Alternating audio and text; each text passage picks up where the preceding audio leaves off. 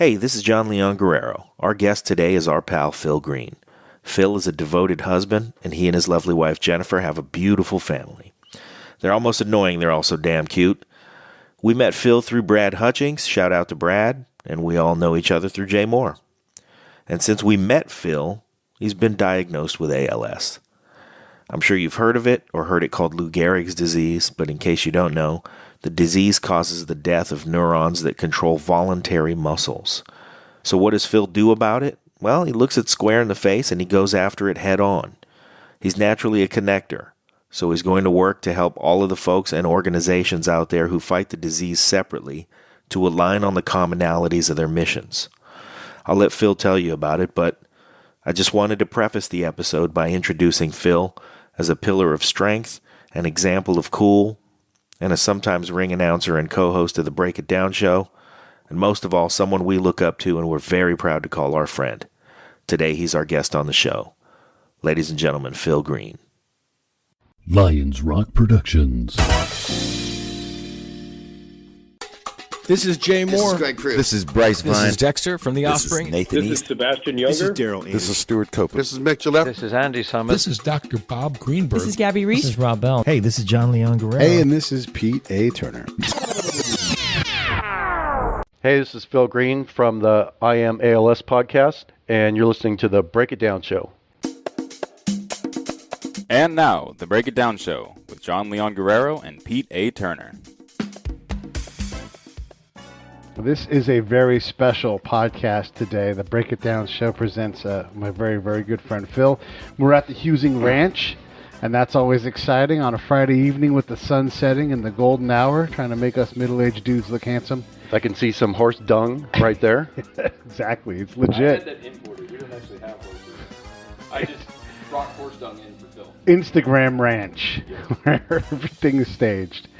But this is a big deal because you have, well, I'm going to let you say it. You're here for a special reason. It's in the intro, but let's talk a little bit about it.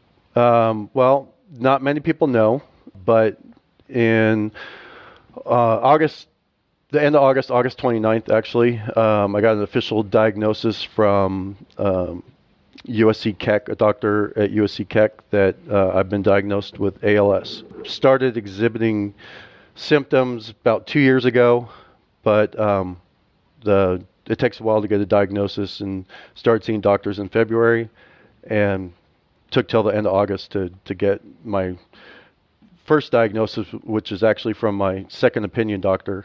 And then about a week later, my primary neurologist, gave me a diagnosis as well. What does that mean?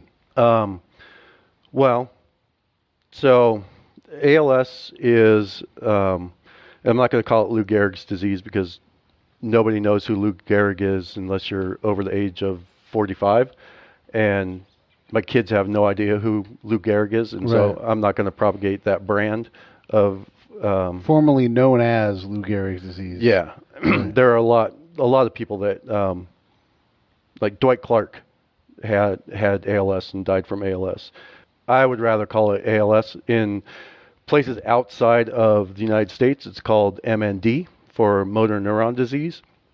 But what ALS basically is, my motor neurons, which my brain uses to communicate to my muscles to fire and function, those motor neurons are dying, and as they die, you basically lose the ability to control those muscles. So your voluntary muscle action ceases, and so you end up not using the muscle atrophies, and then you essentially become weaker, and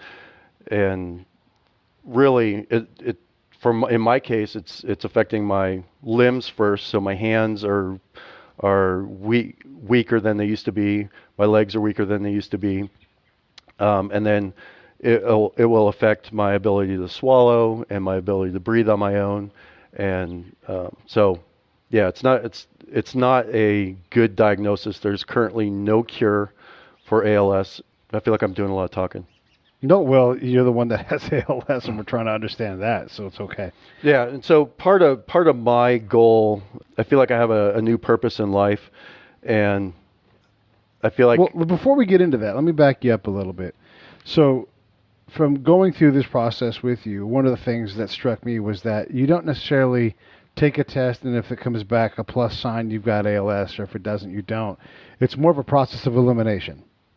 Correct. You may have Today. this kind of cancer. Right, exactly. You may have this problem. Maybe you're vitamin deficient. So you slowly start eliminating things. So it's not like I guess you would think about when you go to the doctor, you're like, break it to me, doc, what have I got? You kind of have an idea that this is coming. You're coming to this conclusion at some point.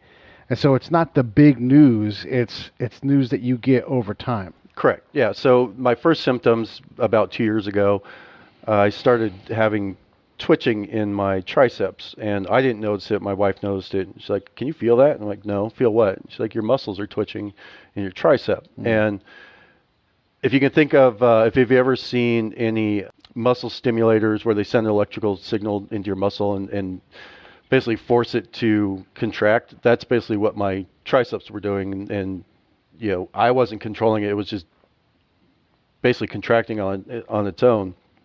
And originally it was like, oh, that's funny. You know, I'm constantly working out and things like that. And then over time, it progressed from my triceps to my forearms, my biceps, my shoulders, my chest, my abs, my legs, my calves.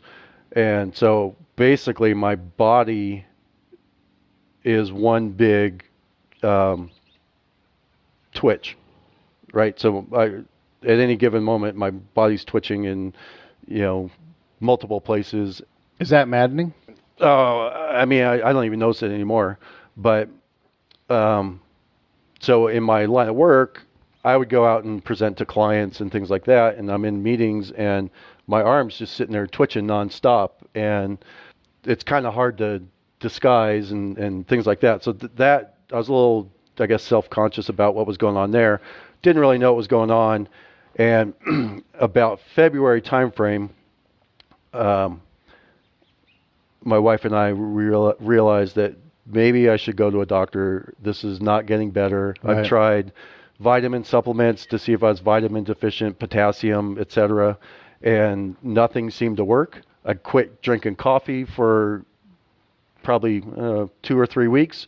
Didn't notice a change, and so basically finished the internet on why your muscles twitch, and everywhere was like, oh, you know, they're probably the medical term for the muscle twitching is called fasciculations. And if you look online, you're like, oh, if your muscles are twitching, you know, they'll go away. If you don't have any weakness, it's not ALS, don't worry about it. And I didn't have any weakness anywhere in any of my limbs. But when I went to the doctor in February, I was like, you know, I need to go see a neurologist because this is definitely not normal. Right. And it's not getting any better. If anything, it's just, you know, getting worse and throughout my entire body. So went to a doctor to get a referral to a neurologist. I went to see a neurologist, I think, in May, and the neurologist was not a neuromuscular specialist. And so she said, okay, I haven't seen this before, but I'm going to order an EMG, and I'm going to have you see our neuromuscular specialist. And so what an EMG basically does, it's a 2-part procedure where there's an EMG and then there's a nerve conduction study. And the EMG is really right now kind of the definitive, I don't want to say tool to diagnose ALS, but it will definitely determine that you have some sort of neurodegenerative issue going on. And so while I was getting my EMG in, I think it was in July, June or July, I had my EMG, and I had started getting some weakness in my hands. And so the period from getting appointments with neurologists to getting EMGs to getting your results for EMGs, we're talking months. Yeah. So if I started this process in May and then I got my final diagnosis in the end of August, that tells you kind of what that window looks like. And so I went to get my EMG. I think the appointment was a month or month and a half after my original visit to the first neurologist. And they're like, oh, this procedure is going to take about an hour. And I was like, okay, we're about an hour and a half in. Well, let's do the right side as well as the left side, and then there was a tech and then a doctor, and then another doctor came in and started wanting to do additional tests with me. I'm like, what's going on here? And then my EMG took about 2 hours, coupled with the nerve conduction study. I don't want to get into too much detail about what the two tests do, but essentially they tested my entire body, left and right side, and that hour procedure actually was 2 hours for me.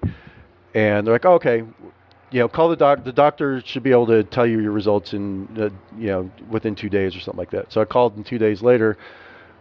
Hey, I'd like to find out how my EMG results went, and I got blown off.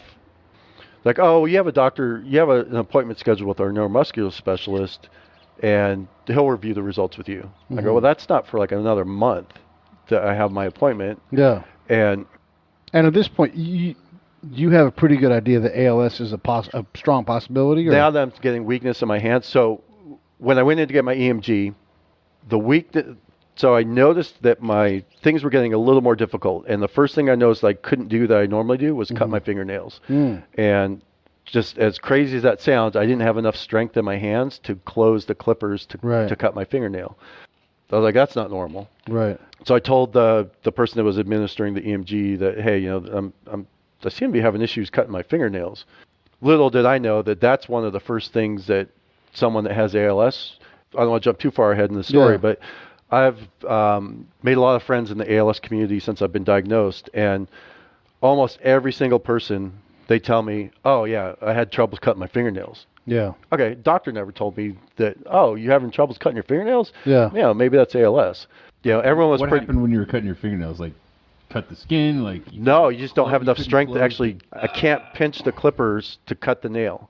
I don't have enough strength in my hands to push down to cut the nail. Yeah, I'm not trying to play dumb here, but I'm like, well, what? Something so simple that I just trimmed my fingernails the other day, and I cut myself, but I had no idea, well, what is it? So I don't have enough pinch strength. From what you remember, just this is something simple, but I think that people can relate to is how hard is it in comparison from a kid?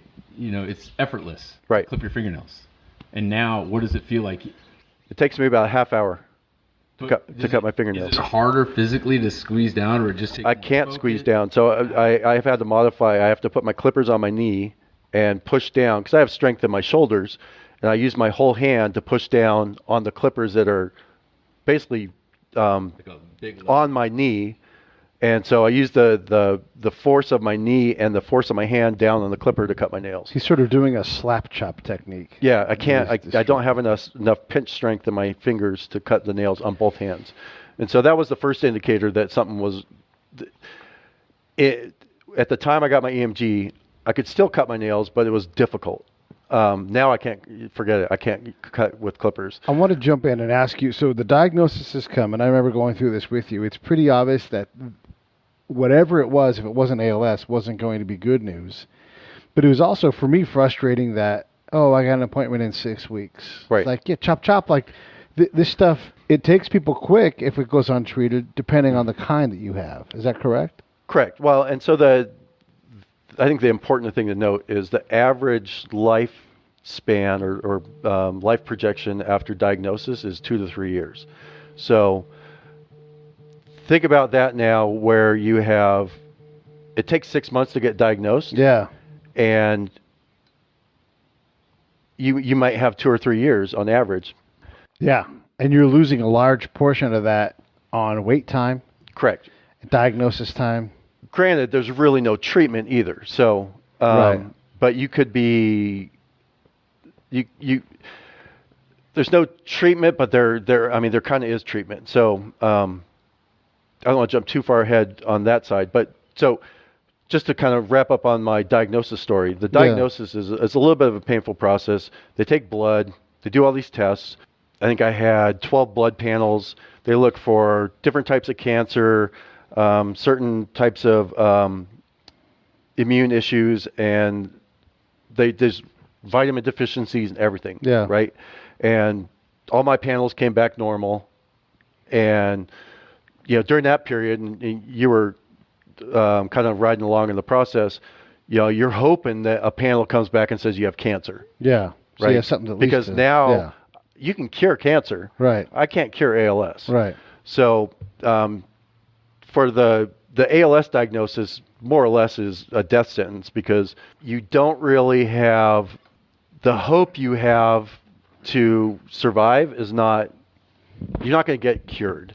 The prognosis is not going to be good one way or the other, but I said the average lifespan after, or projected lifespan after diagnosis is 2 to 3 years, but there are so many different flavors of ALS that, for example, the creator of SpongeBob SquarePants, he died about a month and a half ago. Mm-hmm. He was diagnosed in 2017, and he died a year later. Mm. And from what I understand, he didn't really want to seek treatment or anything. He didn't want to. I think he was in denial that he had the disease or something. But there are steps that you can take to be more productive post-diagnosis. And when I got diagnosed, I was like, okay, there's nothing I could do about it.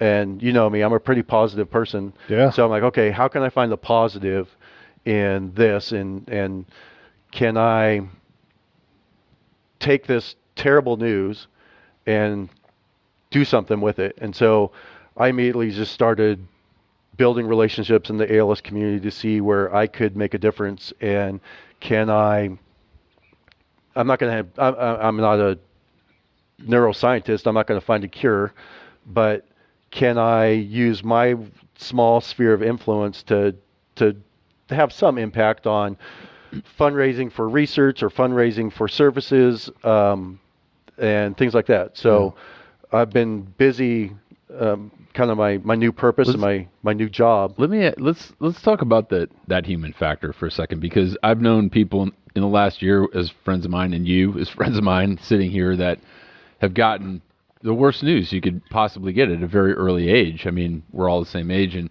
I just had another close friend who was a Marine, got diagnosed with terminal cancer, misdiagnosed originally, but at this stage they said you got a year to live. And how do you process that first?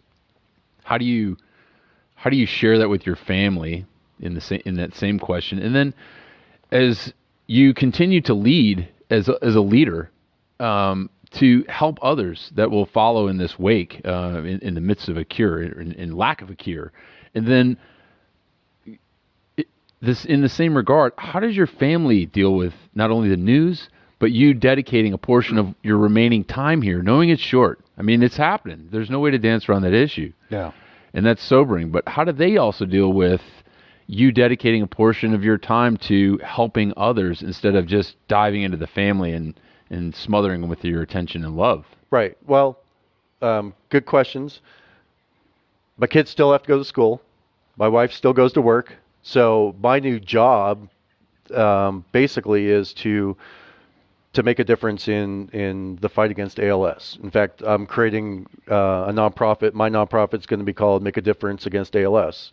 And I have the domain name, or about the URL, madals.org. So makeadifferenceals.org. Because I really believe that without a purpose, this kind of bleak outlook and diagnosis that I have, I need to get up every day and feel like I'm making a difference. Because if I don't, then this disease is going to win.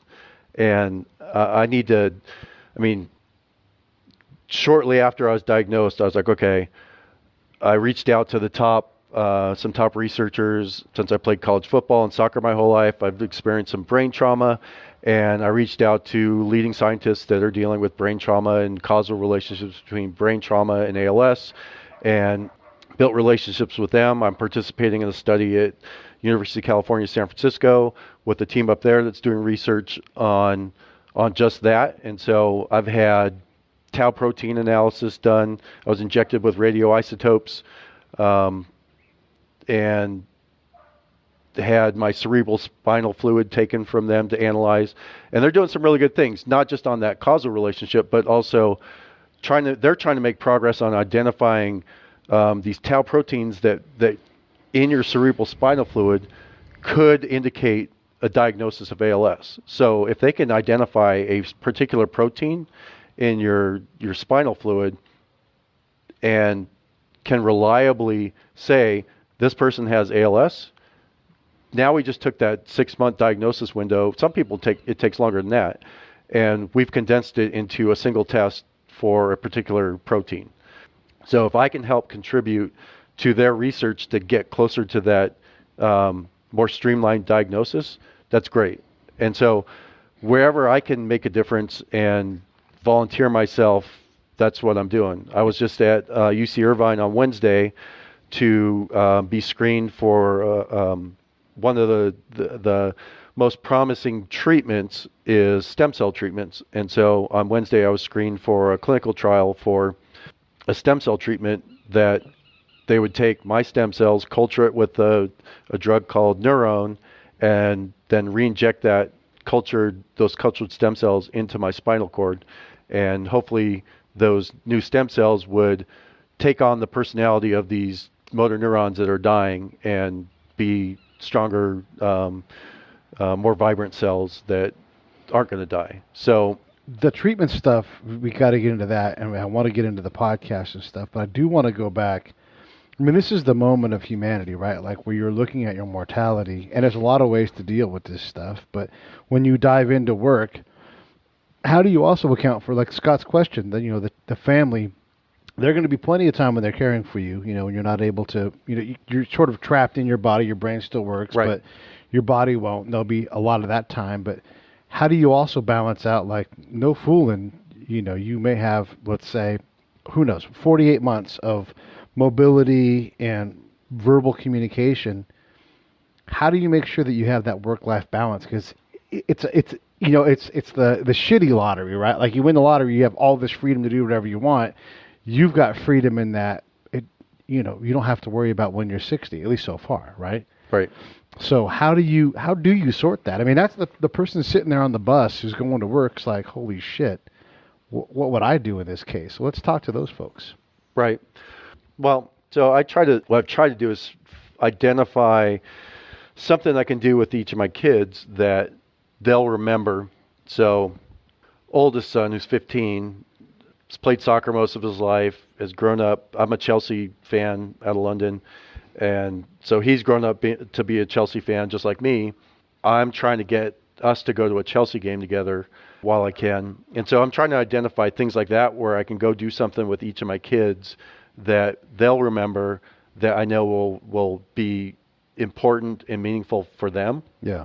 My younger son, Parker, and my oldest daughter, Ariane, they like roller coasters like me. So we go ride crazy roller coasters as often as we can and try and do that, even though it's hard for me to get around, like Six Flags or went to Knott's Berry Farm a week ago.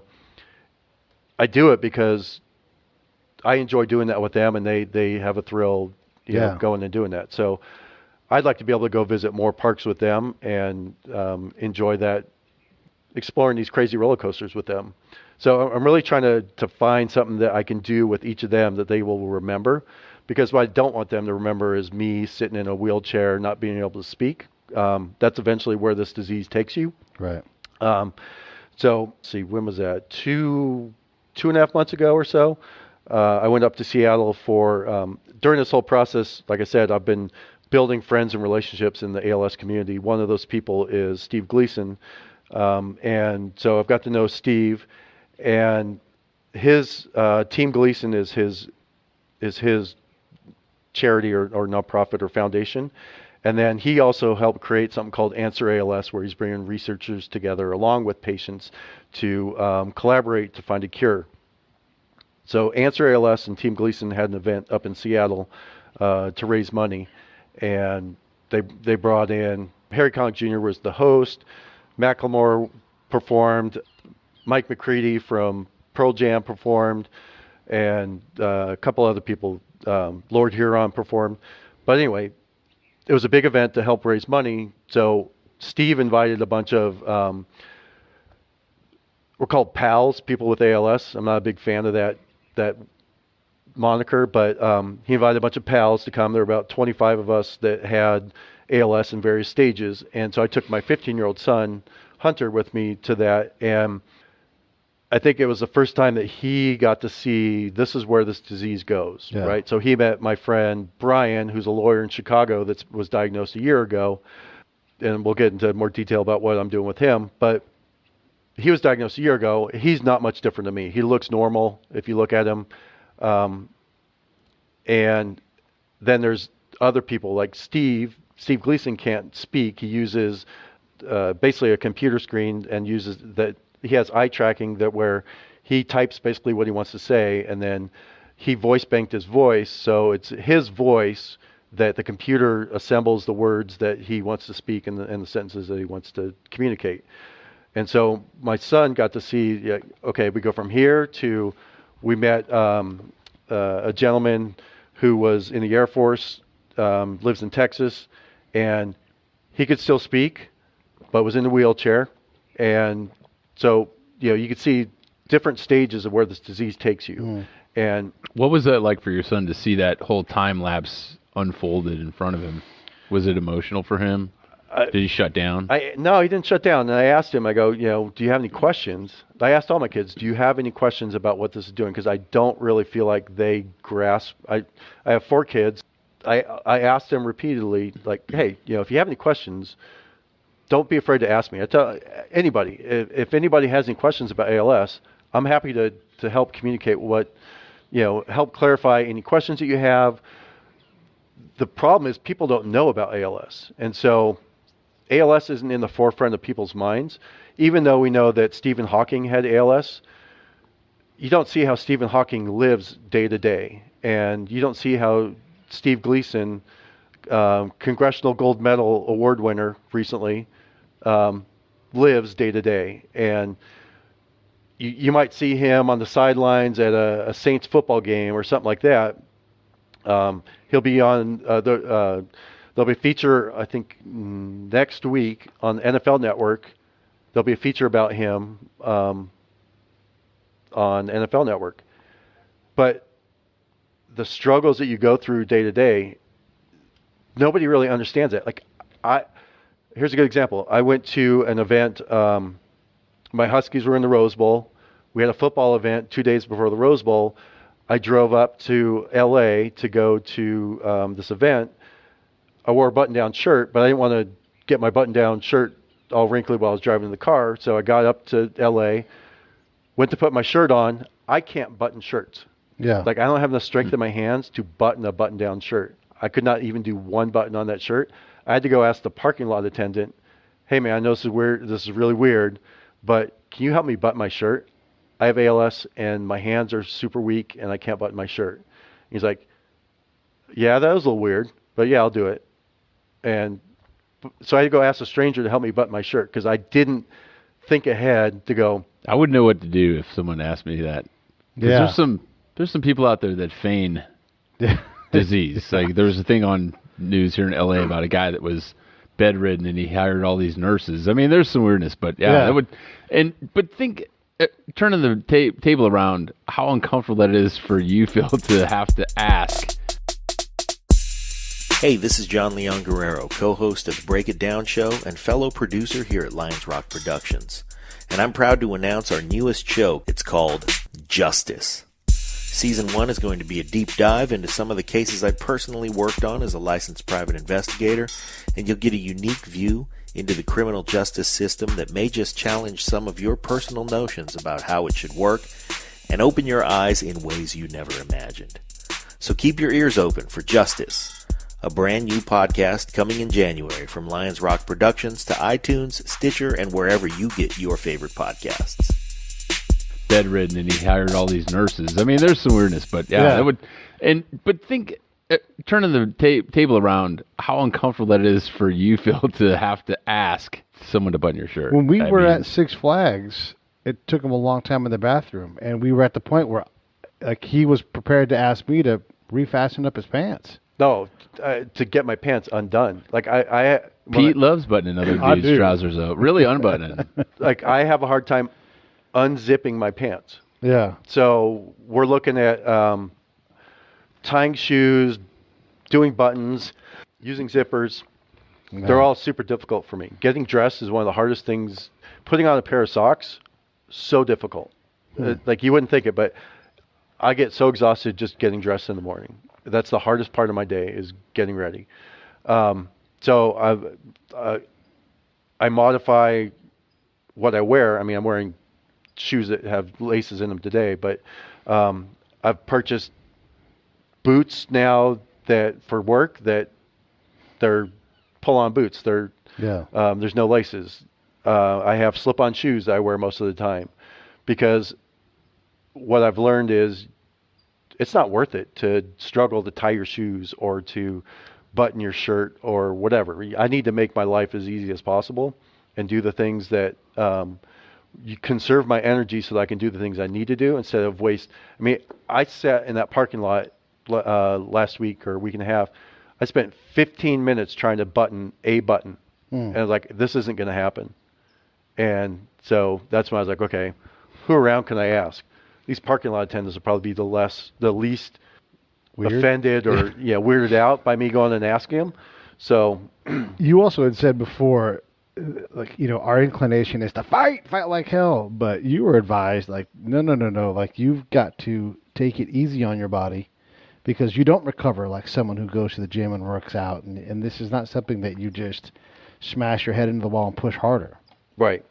Yeah. So when I tear my muscles down, their ability to recover is not like a normal person. So it's important for me to exercise. It's important for me to stretch, but I don't want to break down my muscles because they don't recover like a normal muscle would. My body cramps up a lot when I exert or when I use my muscles, and so I exhibit cramping right now. Like in the last week and a half, my arches of my feet cramp up multiple times a day. I think I found a new yoga partner.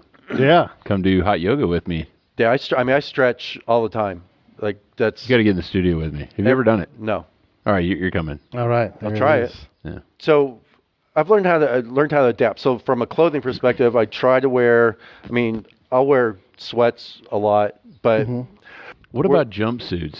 No, I think you would look smashing in a jumpsuit. Yeah. Usually we got to find some zippers. positives out of this. Yeah. Like my buddy lost his leg, John, who was living here, and I go, well, look, you got a lot of great costumes coming up for Halloween. You got pirate and pirate. I mean, there's a lot. I saw a guy at it was one of those Vets Ride Across America kind of things, and we were in Key West, and they have a shark hanging, like a dead shark, and he runs over and slides into it and puts his stump up in the shark's mouth and starts screaming, ah! And he pulls his leg, you know, he got jokes. Because Phil knows we would be failing him if throughout this whole process we did not continue to fuck with you. Yeah. And, you know, because that would mean we would, like, we'd be falling on the other side of the fence of those that are like, poor Phil. We'll never be poor Phil. We're your friends. And, You have to have a sense of humor. Yeah. So if there is, and no one wants to make light of any, you know, disease or something, you just can't, it's so out of your control. There's just, this happens. And I think you may have already leaned into the answer to this question. If there's got to be something good that comes out of this or something that you can leave, what do you think it is looking forward to the next 2 or 3 years? Well, so the foundation that I'm creating, Make a Difference, it teaches me, and what I'm trying to say to my kids and people that I interact with is, try and make a difference in everything you do, because for me, my time is limited. So everything I do, I want to try and make a difference, right? Because if I can leave an imprint, then I'm doing my job. Whether that's in work or school or whatever. For me, right now, the imprint I'm trying to make is in this ALS community and try and make a difference there. Whether it's through supporting research or I mentioned my lawyer friend Brian in Chicago. He's going to be launching a whole patient-driven ALS movement called I Am ALS, and he has a political background and has a background in political campaigns and political fundraising, and he's treating ALS like a political campaign where he's going to go out and campaign for raising money for ALS to help find a cure and provide support services. ALS has a branding issue, and we're going to try and correct that. And so part of what I'm going to do is I'm partnering with him. I'm going to be putting together a podcast where I'm bringing in top researchers to talk about what they're doing, bring in experts that can speak to, from a patient point of view, there's a timeline, and things are important to you in that timeline. So I'm going to bring in subject matter experts to talk about those things that are important to you as an ALS patient and family throughout the timeline. So you should be thinking about this. Once you're diagnosed with ALS, you have the ability to file for Social Security benefits and go on Medicare and things like that. And so this is what you need to do for that. And so there's a whole world that once you're diagnosed, that you spend a lot, most ALS patients spend a lot of time researching and investigating from all these disparate sources. Yeah. I'm going to try and consolidate them all into one place and bring in the people that know to speak about their particular subject matter. And whether it's clinical trials, this is what we're doing and what we're trying to do and the results we've seen, to, hey, you know what? You want to make your house an accessible house? This is what you need to do. And hey, did you know that there's certain foundations out there that will help you convert your house and build ramps and things like that so you can get your wheelchair into your house? You know, things like that most people don't know. And we're going to use the imals.org site as kind of the jumping off point for, he's aggregating a bunch of information. My podcast will just be one of the ways that we're going to disseminate information as well. When you look ahead, and you don't get to say cure ALS because that's obviously a goal, but what's your legacy?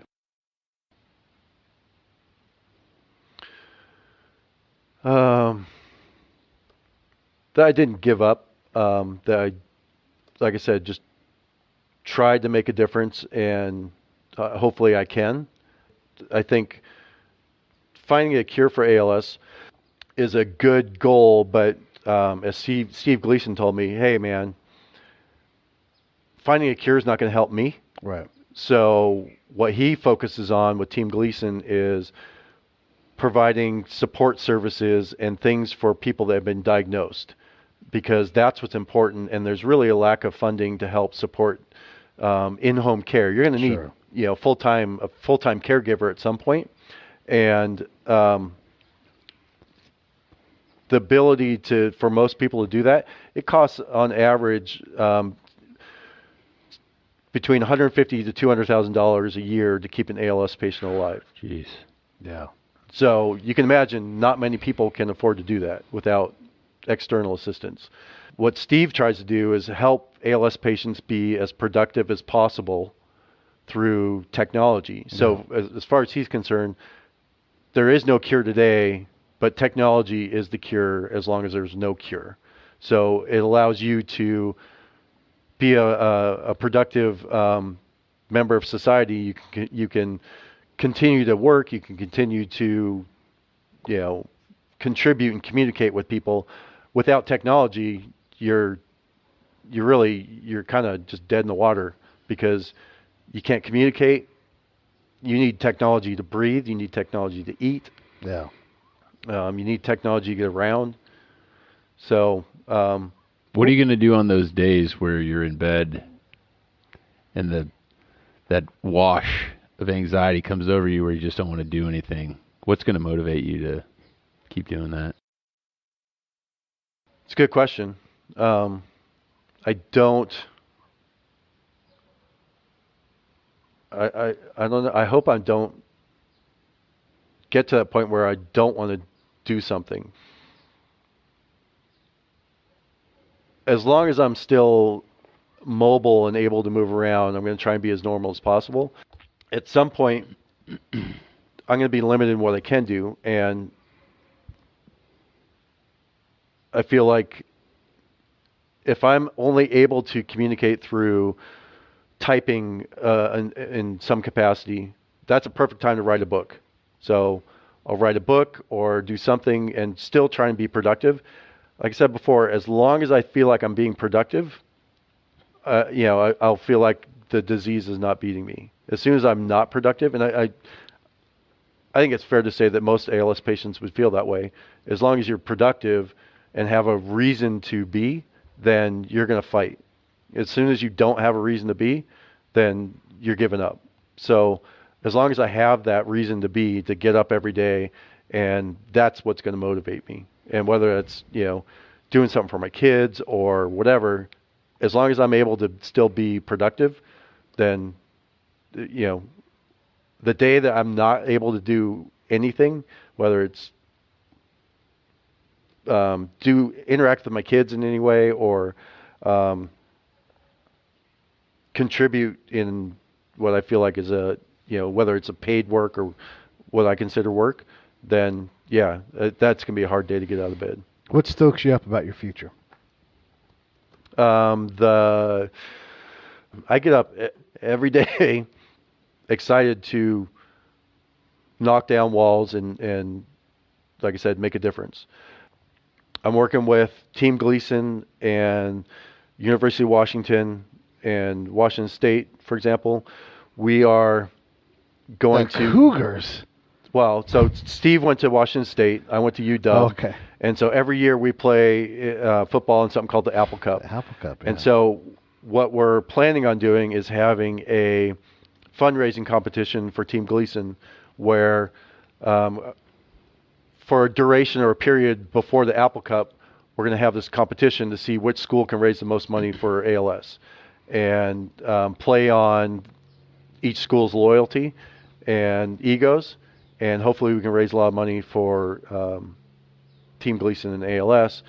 And then at the Apple Cup, hopefully announce, have Steve and I at the game and at halftime or something announce, hey, this is the school that won.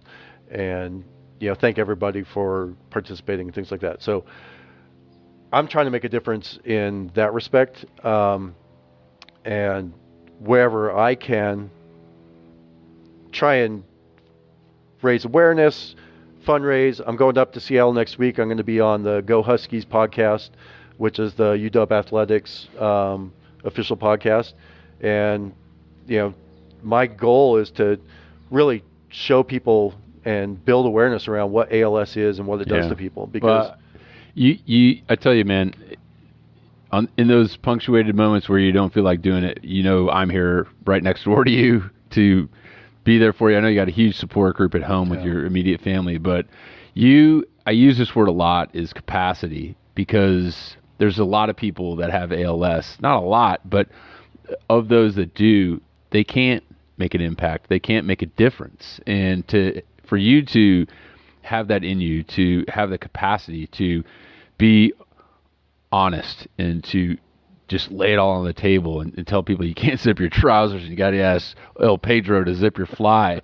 There's people that hide it and they can't share that. And that capacity, man, is right there. Just to this point, you've made a difference. I mean, just sharing this story, this hour together, I think makes a difference. It makes an impact.